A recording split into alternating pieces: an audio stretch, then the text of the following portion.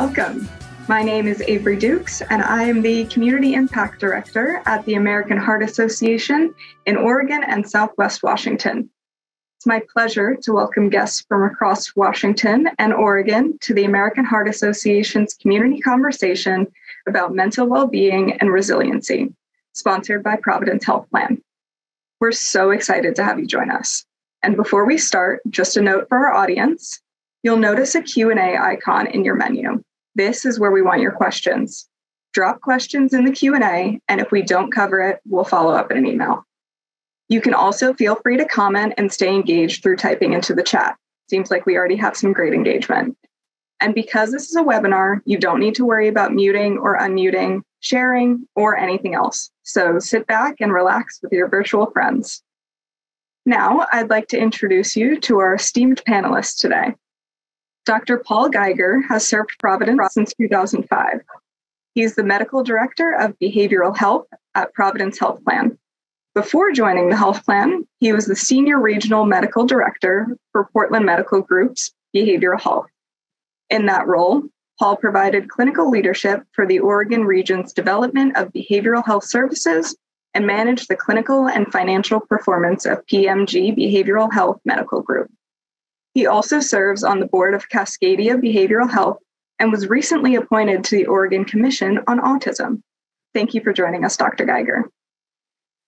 Glad to be here. Thanks. Next, I'd like to introduce Asia Weiscarver. Asia received an MBA in nonprofit management from the University of Portland in 2014. In 2021, Asia was recognized as one of Portland Business Journal's 40 Under 40. Asia currently serves as the Executive Director of Playworks. Her role blends the love of sports and activities with her values of inspiring hope. She supports the creation of positive environments in which youth thrive, and her role allows her to be a part of an organization whose mission increases the overall health and well-being of our community. Asia's motto is live with intention, have integrity, choose compassion, and inspire hope. Asia, we're so grateful to have you here today. Thanks, happy to be here. Okay, why don't we level set here? Dr. Geiger, could you provide us some insight as to what mental well-being means and what it's impacted by? Sure thing. Glad to be here. Yeah, thinking about the concept of mental well-being, as a physician, we're kind of trained to be identifying illness, right? And so one way to think about mental well-being is really, the absence of illness, right? So thinking about things like anxiety, depression, those would be things that you'd obviously want to address if they were present. And that's kind of the typical medical model. But I think as time has gone by, we all recognize that health in general is more than just the absence of illness. A garden is not just a plot of land with no weeds, right? You're thinking of plants flourishing and being beautiful and healthy. And so when I think about mental health and mental well-being, I think not only just the absence of illness, but also the presence of healthy traits, things like self-esteem, having a purpose, contentment, periods of happiness and joy. So that's, when I think about mental well-being, those are some of my thoughts.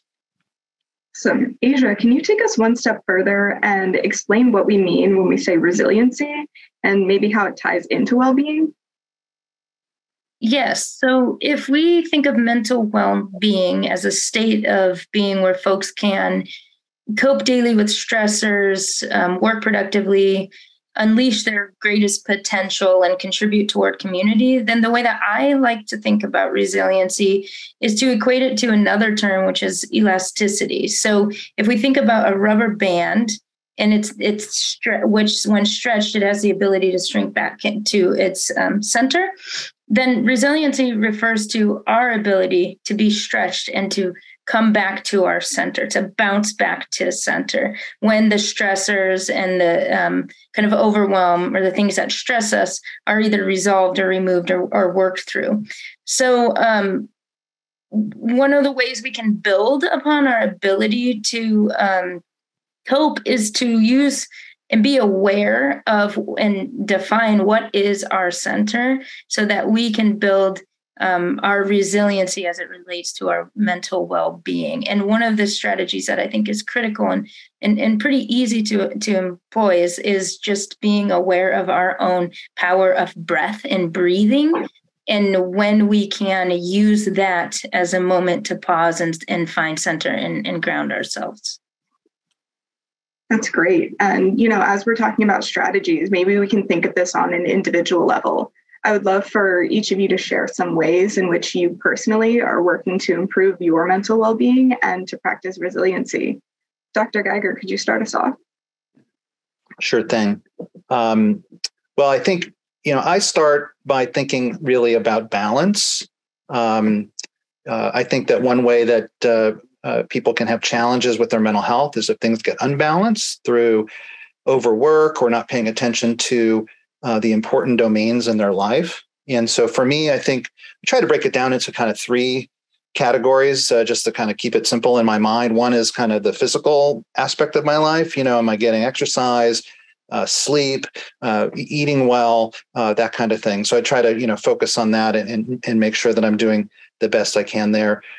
Mentally, the mental aspect is the third or second area. And I think that, the main area there would be really, again, balance and rest. You can't always be on. And in this day and age, in an information society, I have kind of an information type of job. I could work probably 24/7 if I chose to. So deciding to take a break, having limits, having rest days. Michael Phelps, had rest days. He didn't exercise every day. And so we all have to kind of follow that.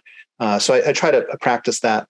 And the final thing for me personally is I'm thinking just kind of socially, who's in my life? What am I doing with my time? Am I in the right work? And trying to focus and think about that to build on that. That's kind of how I approach it myself. Great. Thank you. Asia, can you expand upon that? What are you doing? Yeah, so I love that three-pronged approach. I think the thing that I would add to Dr. Geiger's kind of lanes there is this concept of the social emotional, spiritual leg of a stool, if we're thinking about that.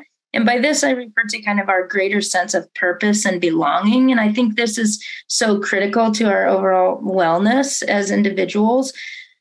So one of the things that I do is to kind of think about my wellness bank account or an account with which I need to make regular deposits to ensure that whether those things are super small, they're really big, and at different points in our lives, we have the capacity to do different levels of deposits and everything in between. I want to make sure that I'm doing that when things are not stretched thin, when I'm not feeling overwhelmed, when I'm kind of more run-of-the-mill, go through my day-to-day things. So taking the moments to pause and do what I can to build deposits in my wellness bank account. And those are things that bring me joy. And whether that's spending time with people like my daughter or my wife, if it's reading books that I find interesting that have to do with work or have nothing to do with work and are more about the creative space of my mindset, and just kind of pouring into myself and my own self-care and making sure that I'm making those regular deposits so that when that stress and overwhelm comes, I'm prepared to withstand, and my account is prepared to withstand that stressor to the point in which, sure, I may be stretched, but I have enough in my account to bring me back to center as I work through those things. So a couple of the tactical things that I do are I sometimes take meetings when I'm walking. I take time throughout the day or the week to go for a little drive and listen to music loud when my little kid isn't worried about the sound or whatever, but I love music. So that's some of the things I do. And I told myself when I'm going to refill my tea, because I'm privileged and I get to work from home and be in the space with my daughter and my wife.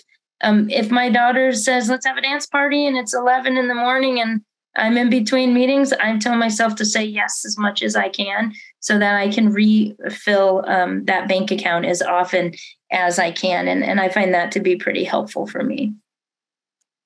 I really appreciate you bringing up your daughter and your family. I feel like a lot of our audience members here are probably in a similar boat. They have children. They, may not feel like they're getting a lot of time off. So it's definitely important to be thinking about that as we're making intentional time to be making those deposits.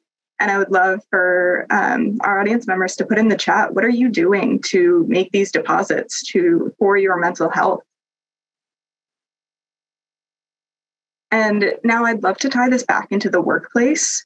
So maybe you could each share some things that you've seen workplaces do to provide support for mental well-being and resiliency. Asia, could you start us off here? Yeah, I mean, I love these types of things. These are always great to bring something front and center. So it's great when workspaces allow people to participate during their workday and things like this. And even if it's not during your workday, finding space and time where you can engage in conversations around this is important. I think one of the things that I think is most important as a leader of an organization is really modeling and working to kind of destigmatize mental health and things like therapy. So I put my therapy appointments on my calendar, say therapy, so that people know that I am doing that. And I also encourage other people to do that. And I do what I can operationally to help support people being able to take the time to do that, or to pick up their kids from work or drop their kids off, or whatever it is that helps, lends to that self-well to their overall health and well-being. I think it's super important to acknowledge and recognize what overwhelmed and stressed looks like and feels like for us as individuals, but also what that looks like and feels like for our teams as leaders of organizations. So one of the things that I do is to make sure that all of my people managers have mental health first aid training. It's just like first aid or CPR. It's a training you can go to that centers and focuses on how to recognize and cope and help others through mental health different scenarios. We at Playworks have an unlimited PTO policy, and we encourage folks to take time. We work hard to make sure that there's equity across our teams and taking time. We have quarterly check-ins with our managers to make sure that their teams are scheduling time. We discuss intentionally the workloads and capacity of all of our individual folks on our team. And when there needs to be modifications, we think about that strategically in a way that can find more balance in the way we're structuring and operationalizing our positions. And we try to make sure that we're doing that proactively so that we can be in a position where we are responding versus reacting when we find ourselves either as an organization in a place where it's really stressful or stretching or overwhelmed, like COVID, the onset of COVID, or whether personally someone's experienced the loss of someone in their family or whatever. We're in a space where we can really respond versus react. And in general, I think that all of this starts with just an acknowledgement, a recognition, and an awareness that mental health and mental wellness is an important thing, and that all of us are balancing so much. And so we need to be talking about it and thinking about it and strategizing around it in the same ways that we do other things. And that requires us to have an agility to reflect and to apply grace for ourselves and for other people.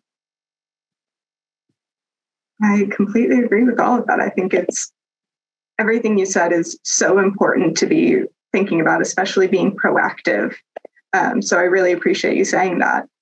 Dr. Geiger, what are your thoughts? Well, first of all, just a terrific response from Asia. I certainly support so many of the things that she just mentioned, and I'll probably reinforce some of those. But maybe to add some additional thoughts about this is, I think one of the most important things that an employer can do really is to have that leadership message be very clear right from the top, the CEO of the company. And I've been very privileged at Providence to have, to see that, our, the CEO of the system, CEO of the health plan. Mental health is something that I think probably on a weekly basis, I'm seeing messages on email, on LinkedIn, other avenues. And what that does is it really addresses a couple of things. First of all, it raises awareness that this is an issue. Number two, it really works to undermine the stigma and discrimination that can happen around a mental well-being. A lot of folks are nervous about asking for help, or they don't think they should ask for help, or they're not sure what the help is. And so this consistent messaging from the top leaders is really important. And something that Asia said that I emphasize is this modeling piece. And I think when the messaging from the leadership includes modeling about, mental health is important, we care about your mental health. This is what I'm doing. I took Saturday off. XYZ, you give examples and people see that, wow, the CEO of the company needs to take a break, to stay healthy. We all need to take a break. So I think that modeling and leadership is really critically important because, stigma and bias still interferes with people being able to access help, to even think that they should ask for help. Often people feel there's something wrong with me. I shouldn't be feeling this way.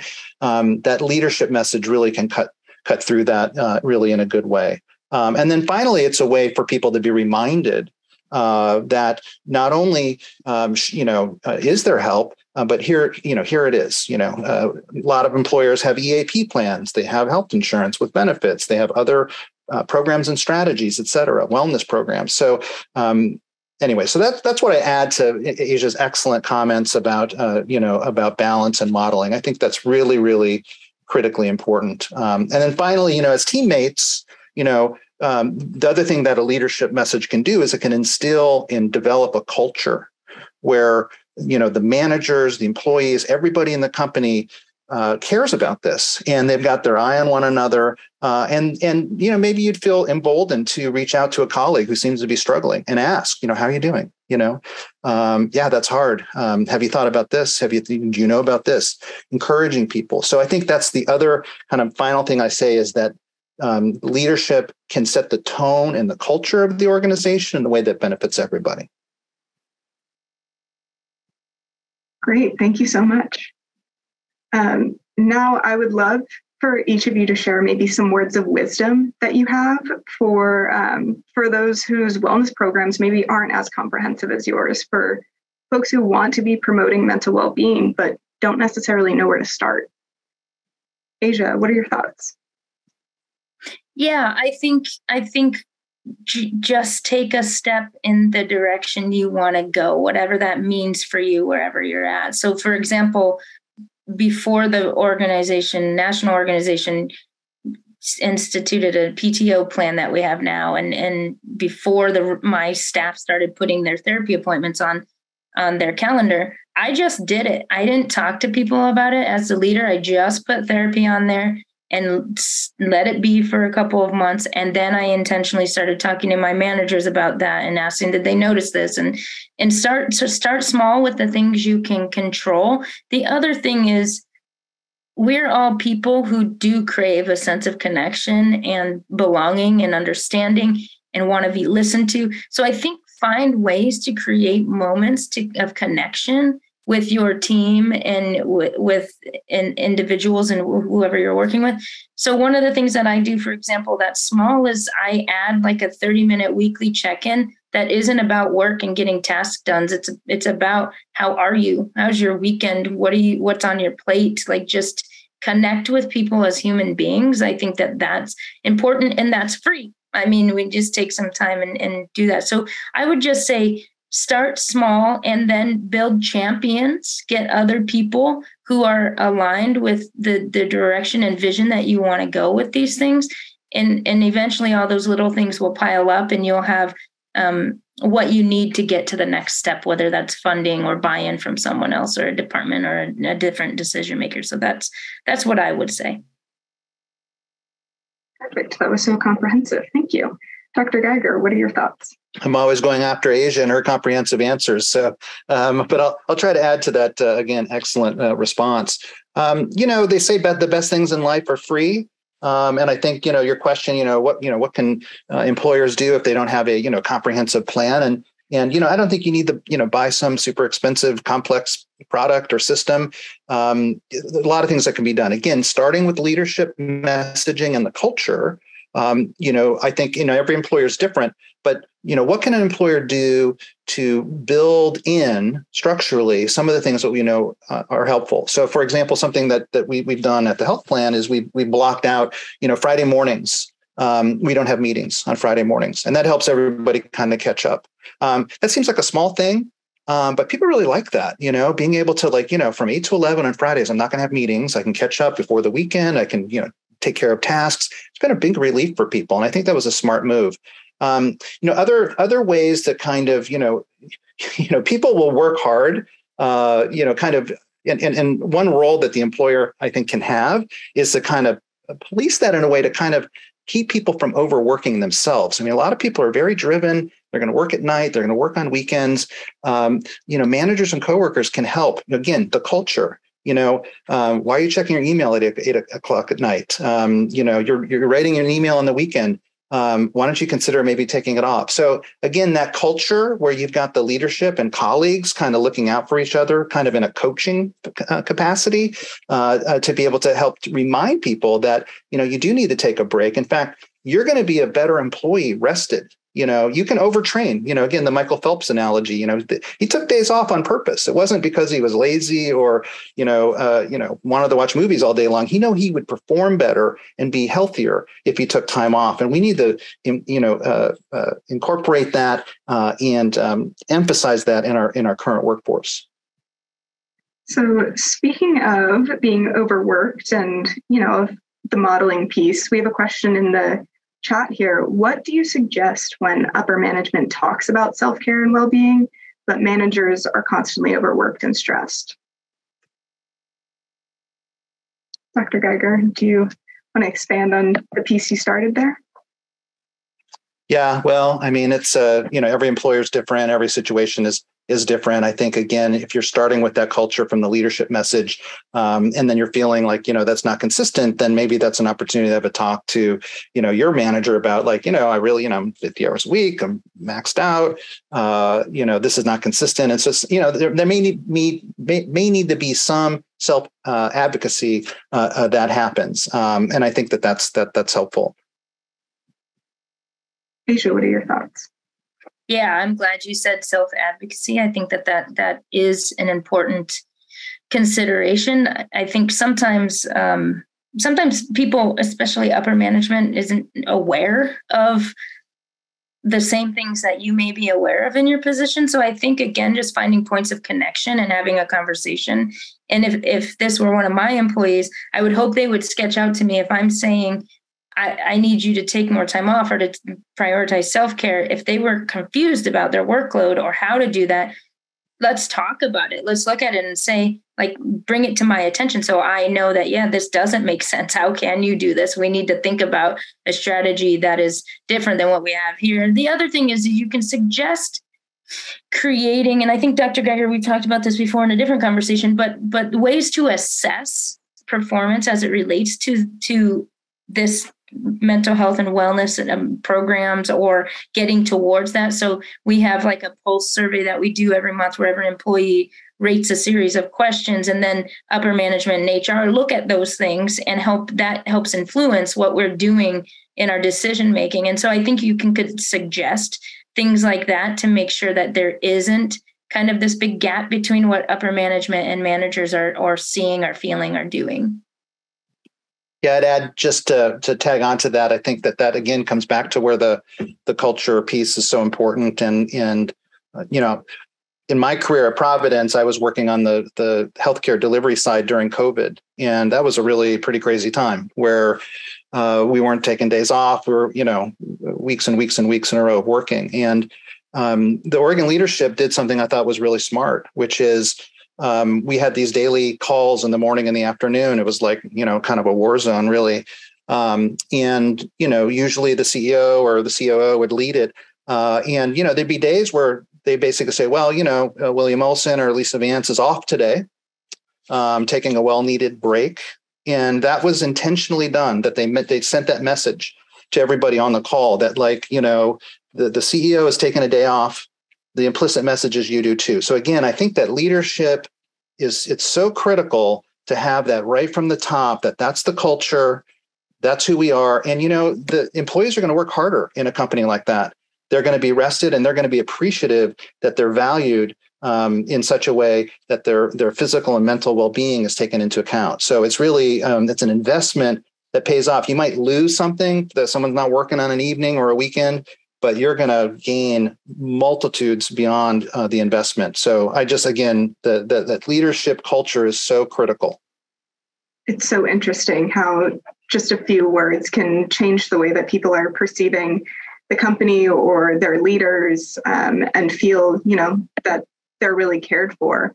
And on that topic, let's say, someone's having a hard time advocating for themselves. What are some things that we can be looking out for someone who may need a little extra support?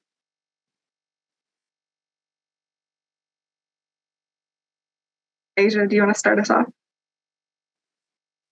I would say one of the things you can do as a leader or as someone who's, making plans around things like this is to build in checkpoints and processes that allow for regularity. So it's not this one-off thing where I'm like, hey, I see this person may be struggling. Now I've got to figure out how to connect and bring them in. But where you're building those relationships and the culture is such that I have your back, or I know you have my back. And like, if I ask you, how are you doing? That that's a genuine thing, and we can engage in that conversation, and I can listen. We have 2 ears and one mouth for a reason. So listen to what people are saying and listen beyond what is being said to ask questions that get us to where we need to be so that we're on the same page and we can offer like, hey, have you thought about taking a day off in the next couple of days? It sounds like you have a lot going on. Like making suggestions that might give people the space. Because like Dr. Geiger said, people are wanting to work really hard. They're trying to accomplish things. They're working towards missions or like for a cause that they believe in or what have you. And so I think creating some processes that are regular time and check-ins and making sure that everyone, like I said, that mental health first aid training is great, and it allows people to recognize specific things that you might not otherwise be trained in. So it gives the other managers and folks on your team confidence to have those conversations, because some people might recognize it but not know how to engage in that space. Yeah, that's great. And I think just, the mental health first aid training is great. It does give people, I think, practice and the confidence and it's actually a pretty simple approach. I think, something that I've heard from people is they feel nervous about starting a conversation because I'm not a therapist, I'm not a trained professional. And so the training really is helpful. And I think even if the training's not available, the message would be, you don't have to be a psychologist to be able to just notice that somebody you've worked with for 3 years doesn't seem themselves, a little withdrawn, a little bit crankier than usual, and just a friendly, like, is everything okay? What's going on? Coffee, we're virtual now. So you got to, a little more intentional for some folks, but feeling like it's okay to do that. And then just, some basic advice. Have you thought about this? Have you thought about taking a day off? Have you, we have EAP, maybe, a little bit about the benefit structure. You can help people think about that. So, looking out for each other, whether you're a manager or a coworker, it goes a long way. Great. And Asia, there's been a couple of questions in the chat to see if we could provide some resources for that mental health first aid training. If you have any resources, I would love for you to drop them in the chat. I'll email it to you. I need to go to the book that's in my closet later and find it. I'll send it to you and you can send it out to participants. Perfect. Then we will definitely be sending that out. But unfortunately, we are out of time today. And today we touched on some important topics, so we want to make sure that we are leaving you with some resources. Please view the chat for some links to information. And I know there were a couple other questions that were asked that we didn't get to, so be aware that we will definitely be answering in a follow-up email.